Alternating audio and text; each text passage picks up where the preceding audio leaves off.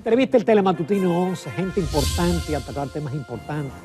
Y hoy nos honra con su participación un maestro de la medicina, eminente neurólogo, presidente de la ciudad sanitaria, perdón, porque se me metió lo de neurólogo, neurocirujano, José Joaquín Puello, que quiero compartir un testimonio. Le voy a robar 2 minutos a la entrevista, señora. José Joaquín trató 2 de mis hijos. Hace uno 43 años, en una situación grave, y otro hace como 15 años, por ahí. 20 años, también en una situación grave. Pero a mí, en un lugar que yo me hice un chequeo general y me hicieron una tomografía, me dijeron que yo tenía un hematoma y que tenía que operarme de urgencia. Y me dijeron, ¡ay, ay! Y yo arranqué donde José Joaquín. Y José Joaquín, sin hacer nada, me dijo, no, tú no tienes hematoma. Vamos a hacerte una tomografía, tú tienes un higroma de un golpe que te diste y eso se te va a resolver en 15 días. Ese es el médico. ¿Aló? ¿Tú no te recordabas de eso, José Joaquín? No, no me acordaba. Buenos días, pero doctor. Te salvé de una cirugía. Oh, me iban a abrir la cabeza. Doctor, buenos días, bienvenido. Qué placer, un honor que esté con nosotros. Gracias. Pidiéndole excusa a los amigos televidentes que mi trayecto hacia el hospital, hacia la ciudad sanitaria, es por aquí, entonces voy con la banda. Lógicamente. Eso está muy bien, tranquilo. José Joaquín, vamos a comenzar hablando de eso. Es decir, yo sé que la ciudad sanitaria ha tenido retrasos. Sí. Tú en estos días hablabas de que va a tener una unidad de quemados que va a competir con las de mejor, de mayor nivel. ¿Qué va a significar la ciudad sanitaria cuando esté totalmente lista? Yo he utilizado frecuentemente una frase y eso lo explica todo. Es un canto a la dignidad de los pacientes pobres de la República Dominicana. Esa es la frase que yo utilizo. Es un hospital de altísimo nivel, y créanme mis amigos televidentes, de altísimo nivel. En cuanto al equipamiento que tiene, son varios hospitales, están divididos desde simplemente un centro bastante grande de consultas externas, hospital materno-infantil, hospital pediátrico, hospital clínico-quirúrgico, el hospital de Secanot. Entonces se incorpora el viejo centro de gastroenterología que donaron los japoneses hace muchos años, y se incorpora también el centro de radiología que se llama Semadoja, que también fue donado por los japoneses. Pero se agrega entonces un centro de anatomía patológica. Ese es un centro donde nosotros vamos a tener quirófanos experimentales, donde vamos a tener los órganos de la gente, a las personas que vamos a trasplantar, los bancos de piel, y sin que esto sea un anuncio, el Banco de Reservas nos donó hace unos 4 o 5 días, nos donó 2 máquinas importantísimas para el pueblo dominicano. Una máquina de histocompatibilidad. Esa es la máquina que nosotros usamos para poder hacer que el tejido que uno le saca a un donante sea compatible con otro paciente que lo necesite. Con el tejido del paciente que tú vas a trasplantar. Y en segundo lugar, una máquina que se llama inmunohistoquímica. Para la gente que no conoce los términos médicos, esta es la máquina que nosotros utilizamos para determinar la naturaleza sin error, sin ningún margen de error, de un tumor de un ser humano. Eso es clave, porque cuando usted determine cuál es la naturaleza de un tumor, el médico, el oncólogo, sabe inmediatamente cuál es el tratamiento que va a dar. Y en segundo lugar, que mandar un estudio de inmunohistoquímica a Estados Unidos, tenemos que mandarlo, cuesta más de $300. También le vamos a economizar millones de pesos al país cuando tengamos esa máquina ya funcionando. Así que las gracias a Samuel Pereira y al Banco de Reservas por esa donación. El anuncio se lo damos gratis. No, ellos se anuncian acá. Bueno, entonces que aumenten entonces la dotación. Sí, la cuota. Bueno, ya que Ramón dijo su parte, yo tengo que decir que el doctor José Joaquín Puello, yo tuve el honor, me sentí honrada de que me invitara a ver una de sus cirugías. Pero cuando me explicó cómo era, yo como que me eché para atrás y no fui. Pero espero que la invitación siga abierta, doctor. Claro que sí. Bueno, Doctor, usted es un referente a la medicina porque sabemos que es un estudioso de no solamente de todo lo que tenga que ver con el cerebro y de su especialidad, sino que tiene una visión, si se quiere, holística con lo que es la práctica de la medicina y de la salud de República Dominicana. Hemos visto sus argumentos de cómo ha aumentado, de la cantidad de personas padeciendo de Alzheimer en el mundo, también del aumento, según sus investigaciones, de los pacientes con cáncer, que han salido positivos de cáncer después del COVID-19. Pero yo quería preguntarle en este caso el tema de la salud en la República Dominicana, en el sentido de que nosotros nos promovemos como un gran destino turístico, pero llama la atención para algunos que vienen al país de que en puntos claves no hay una atención, a veces ni de diálisis o de cualquier estudio que necesite una persona, por ejemplo, en el norte del país, Samaná, Puerto Plata y demás. Vemos como en el caso de los quemados, con el tema de San Cristóbal, todos los inconvenientes que se tuvo. Si usted fuera a hacer un diagnóstico de los servicios de salud en la República Dominicana, ¿qué cosas en términos de servicio para determinados pacientes habría que mejorar? Lo ideal sería nosotros poder dividir el país en cuadrantes y tener 4 centros de altísimo nivel en esos cuadrantes, norte, sur, este y oeste, con hospitales de alto nivel, tercer, cuarto nivel. Nosotros pudiéramos cubrir esas falencias que hemos tenido por muchos años. Sí. Claro, mortifica que en los sitios turísticos nosotros no tengamos, bueno, en Punta Cana hay buenos hospitales, sí. Esa es la verdad. Y la gente del norte ha mejorado un poco con las nuevas clínicas que han abierto y la remodelación de los hospitales de Puerto Plata y de esa zona. Y aquí en el sur, obviamente que el referente ha sido, por así decirlo, durante muchos años fue la Romana, con el centro médico del Central Azucarero.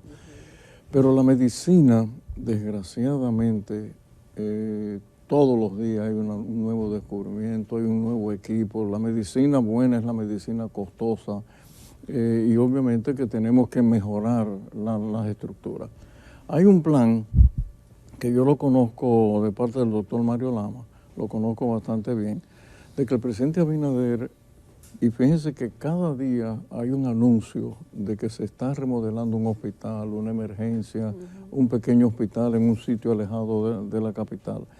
Yo creo que en la medida que eso se vaya haciendo, va a mejorar la calidad, la infraestructura hospitalaria. El otro tema es la infraestructura humana. La medicina es dinámica. El médico tiene que leer todos los días.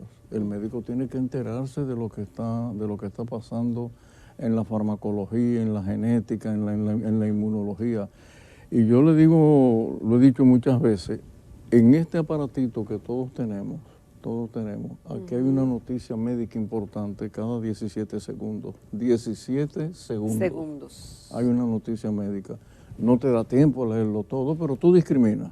Entonces, de eso se trata, de que los médicos dominicanos tenemos que recertificarnos. Eso quiere decir, hay que estudiar, hay obligatoriamente que volver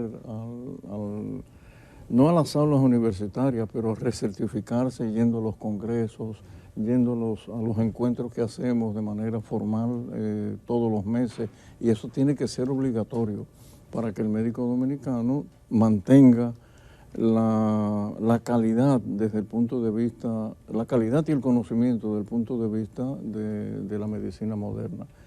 ¿Falta camino por recorrer? Claro que sí, pero estamos en el carril, Estamos avanzando, se puede decir. Estamos avanzando, a pesar de la crítica y de las carencias que hay en los hospitales, que a veces no hay para comprar, no hay para los pacientes. Y ya tú encuentras en muchísimos sitios, estoy hablando de Santiago, La Vega, Romana, tú encuentras médicos de muchísima calidad. Aquí en la capital ni hablar.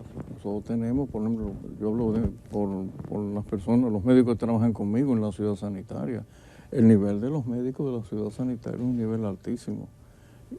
Y de hecho, para dar un ejemplo públicamente, en el servicio que yo dirijo, que es neurocirugía, todos, 100% de los médicos entrenaron fuera del país. Entonces eso significa que sí, Nosotros hemos mejorado la calidad El estándar. el nivel del médico dominicano. José Joaquín, y pensando en tu ejercicio, es decir, de cuando tú estudiaste 7 años, creo que fue en Gran Bretaña, y ejerciste la carrera en Gran Bretaña, ¿cuánto ha evolucionado la neurocirugía en términos tecnológicos desde aquel momento al día de hoy? ¿Tú sabes lo que es una bicicleta de canasto? Sí. Esa era la medicina que yo estudié. Ahora la medicina es un Porsche. Oh. Ese es un símil que yo utilizo. La medicina ha dado un cambio gigantesco, sobre todo en la tecnología. Nosotros jamás nos podíamos pensar que, por ejemplo, en el cerebro nosotros podíamos entrar en la profundidad del cerebro con el mismo aditamento que utilizan los aviones para navegar, el GPS. Eso era impensable. Sin abrir la cabeza. Sin abrir, bueno, abriéndola, pero mínimamente. Nosotros jamás podíamos pensar que nosotros íbamos a poder ver el cerebro por dentro sin abrir la cabeza y verlo en colores. Eso era impensable. Y ahora todo eso es la nueva tecnología. Yo le he vendido, en el buen término de la palabra, al presidente de la República, le he vendido que esa tecnología tiene que llegar al país. Afortunadamente él tomó vamos a decir, la sugerencia de buen grado, porque ya la medicina dominicana tiene que dar un paso exponencial hacia la inteligencia artificial. No es que va a sustituir a los médicos, no. La medicina sigue siendo un arte todavía. O sea, el contacto del médico con el paciente es un arte. Una máquina no te va a entender cuando tú le digas que estás triste porque te fue mal en el trabajo o en la casa o tienes algún trastorno de tipo emocional. La máquina no entiende eso, el médico sí. Pero la inteligencia artificial va a cortar caminos obligatoriamente y tener cuidado además, porque no podemos dejar en manos de la inteligencia artificial lo que la naturaleza nos ha dado a nosotros los seres humanos. El cerebro humano ha venido desarrollándose, que es lo que llama la neuroantropología, ha venido desarrollándose por millones de años, cientos de millones de años. Para llegar a lo que somos hoy día han tenido que pasar cientos de millones de años. Y nunca, ni la más profunda de las computadoras, la más profunda, lo que llaman las deep computers, nunca podrán asimilarse al cerebro humano. Entonces la inteligencia artificial nos va a ayudar, pero también hay que poner las cosas en su sitio. Acortaremos distancia, por ejemplo, un caso serio que tenemos el diagnóstico diferencial. Tú introduces los síntomas en una máquina de inteligencia artificial y te da más rápidamente el diagnóstico. Pero la discriminación luego es de parte del médico. Y ese es un tema ahora apasionante, que por cierto, uno de los periódicos más importantes del país está apoyando un gran foro, el Listín, está apoyando un gran foro sobre la inteligencia artificial. Con tu permiso, José Joaquín, nos vamos a una breve pausa comercial, que esta conversación está sumamente interesante.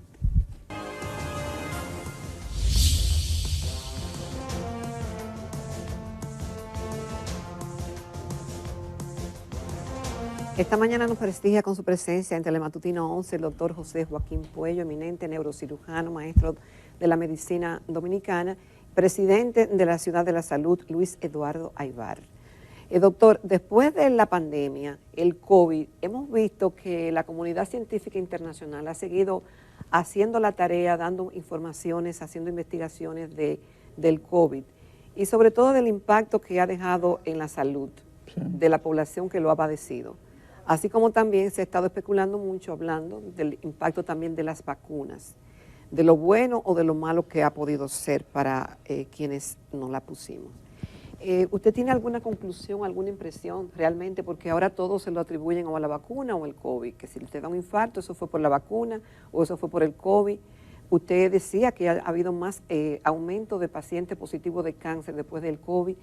¿Qué se sabe al día de hoy, usted que está tan actualizado? Sí, de atrás hacia adelante. Ya. En cuanto a la vacuna, sí sabemos cuáles han sido los efectos secundarios. Los efectos secundarios de los millones y millones de vacunas que se han puesto es del orden de 0.008. Ah, no. Ah, bueno. O sea, es mínimo. Me alivié. Sí. Agrego solamente que las vacunas han sido, bueno, la Tierra, nuestro planeta, tiene habitantes por eso. Si no hubiera habido vacunas, nosotros seríamos apenas unos cuantos milloncitos. Un ejemplo ejemplifica esto. Nosotros no hemos vuelto a tener polio en la República Dominicana, simplemente porque Sabin descubrió una vacuna que son 2 gotitas que se ponen aquí debajo de la lengua en los niños y ya no le da polio. Entonces quiere decir que las vacunas funcionan.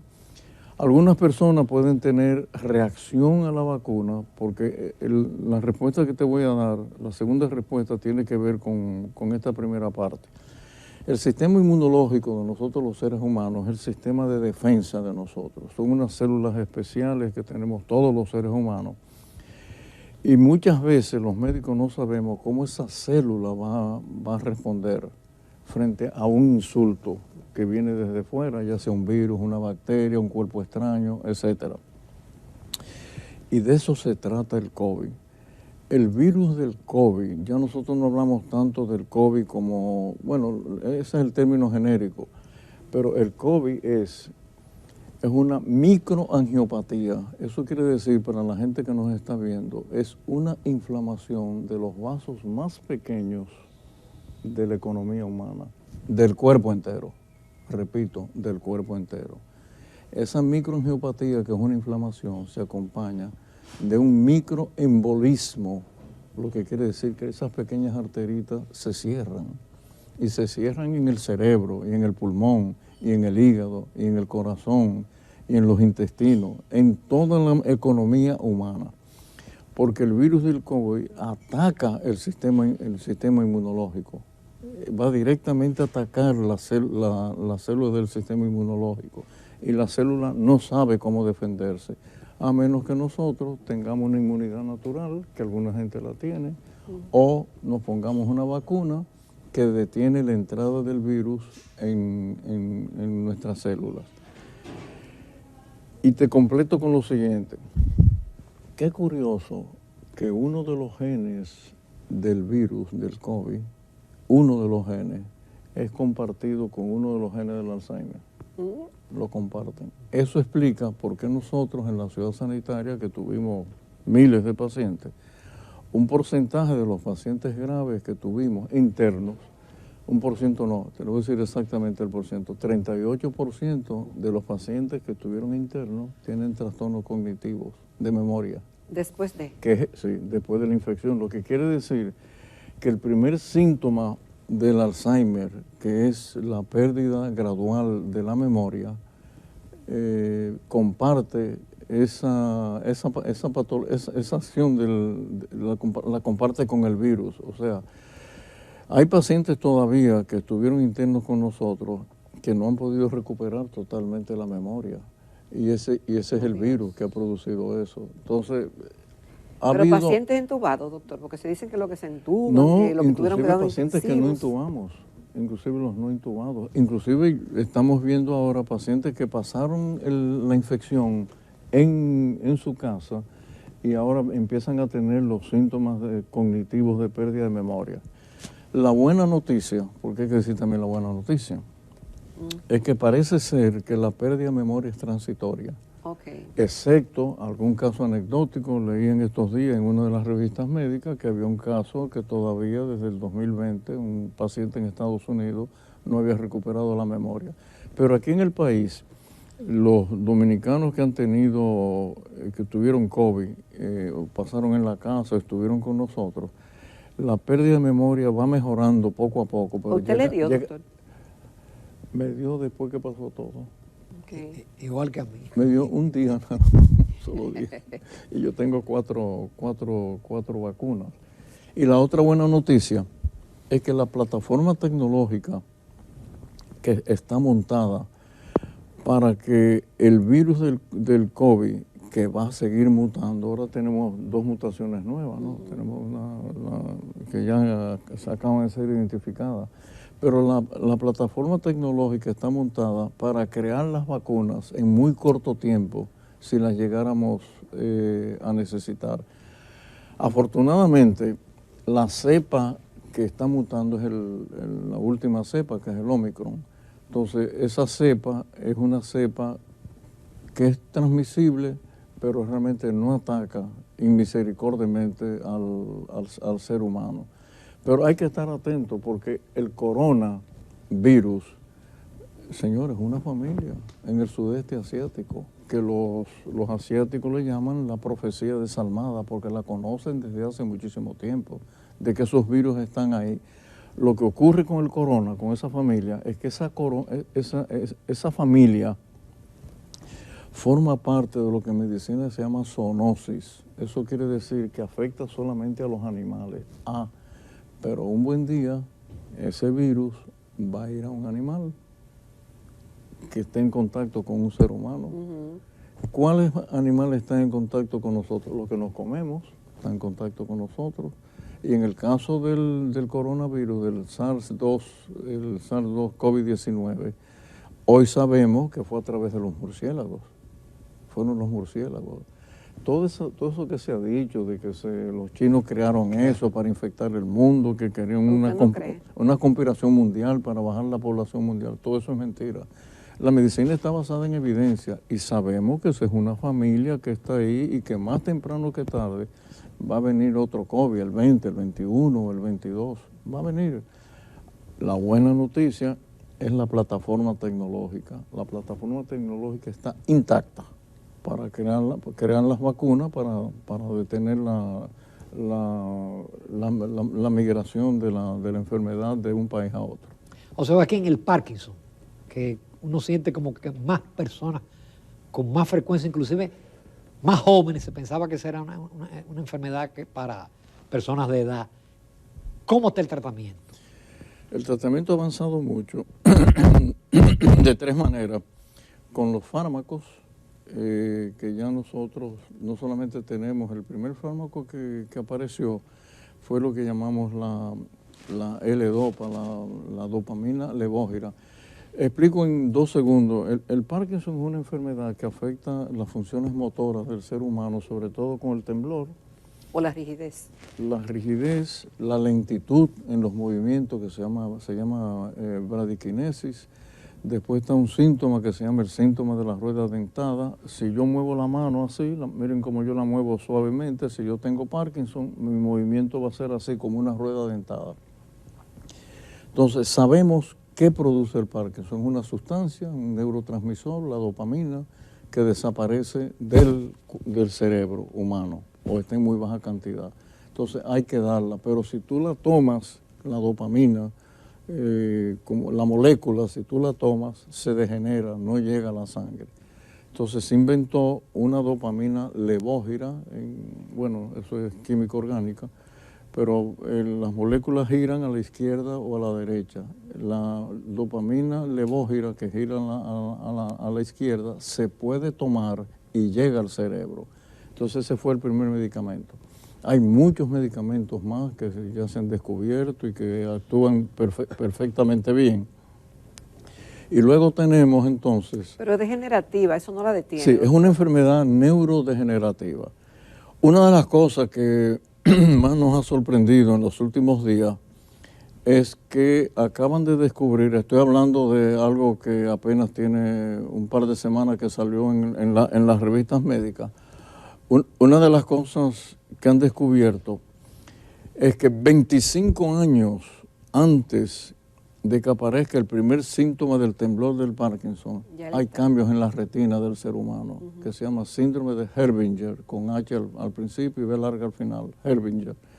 Entonces, es posible, aquí entra la inteligencia artificial. Supónganse ustedes que la inteligencia artificial haga que hagamos un screening de una masa grande de dominicanos, viéndole la retina tempranamente en la vida, a los 40 años. Sí.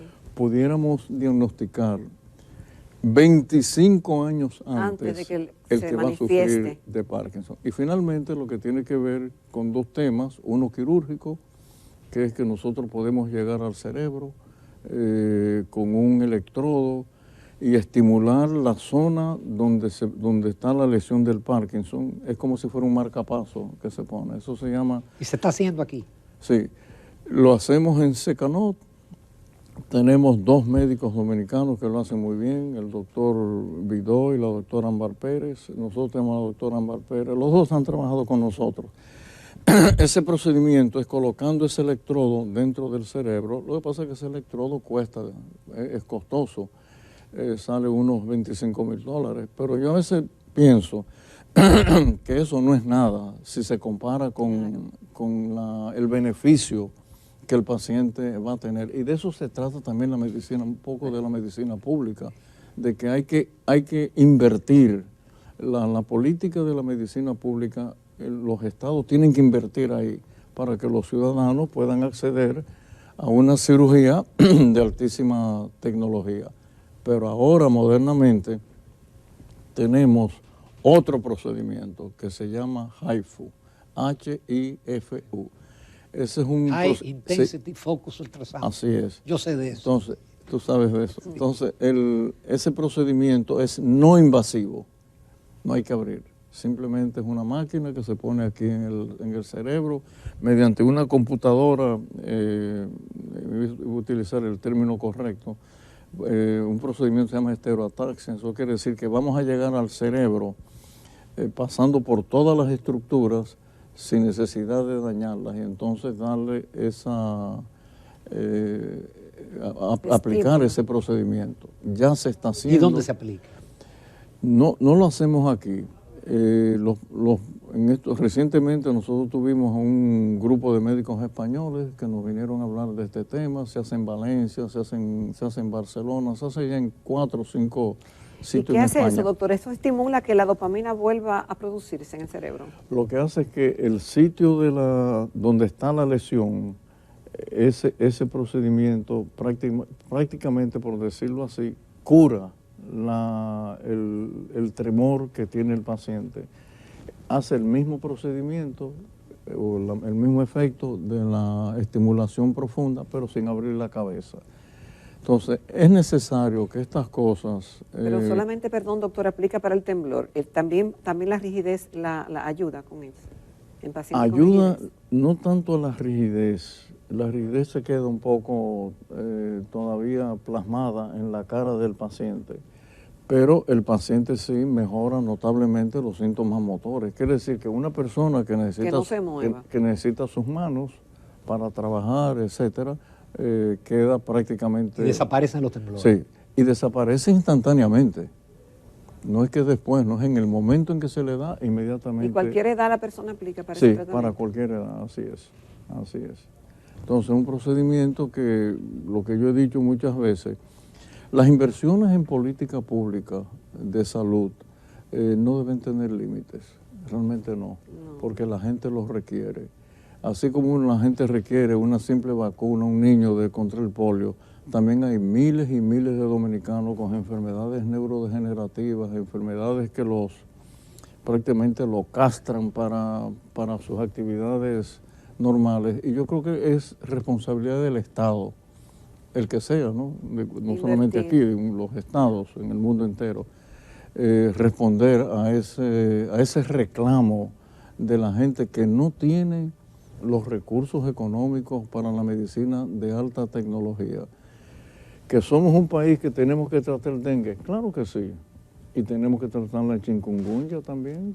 Todo eso es verdad, y tenemos que tratar las apendicitis y los partos normales, todo eso es cierto, pero hay un porcentaje de la población con enfermedades serias que también es responsabilidad del Estado. Y por eso es que yo he dicho una y otra vez, y no me canso de repetirlo, no importa lo que nosotros invirtamos en salud, esa inversión es altamente rentable. Sí. Doctor, no sé si hay tiempo Nos quedan unos minutos para una pregunta. Doctor, una vez, hace muchos años, hicimos un programa sobre el genoma humano, Sí.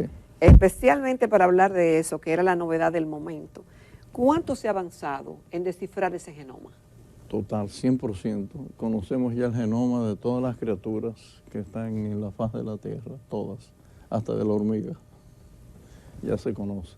Y ¿Y compartimos. qué ha significado en el caso del ser humano para la ciencia? Lo que ha significado es que hay enfermedades genéticas que nosotros podemos entonces cambiar. Podemos cambiar el gen.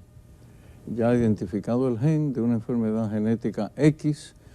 No sé si leyeron ayer la enfermedad de Huntington, ya descubrieron la proteína que la produce. Entonces el gen que produce la proteína se llama huntingtina. El Huntington es una enfermedad terrible porque el paciente tiene movimientos anormales, pero rápidamente entra en demencia muy tempranamente en la vida, antes de los 30 años. Y ya salió la noticia, ya sabemos el gen que la produce, sabemos la proteína que la produce, ese es otro tema. La medicina ahora se mueve hacia la proteómica, las enfermedades de las proteínas. El Alzheimer es una enfermedad proteica. Son unas proteínas, se llama la proteína tau, que se produce, que daña la neurona.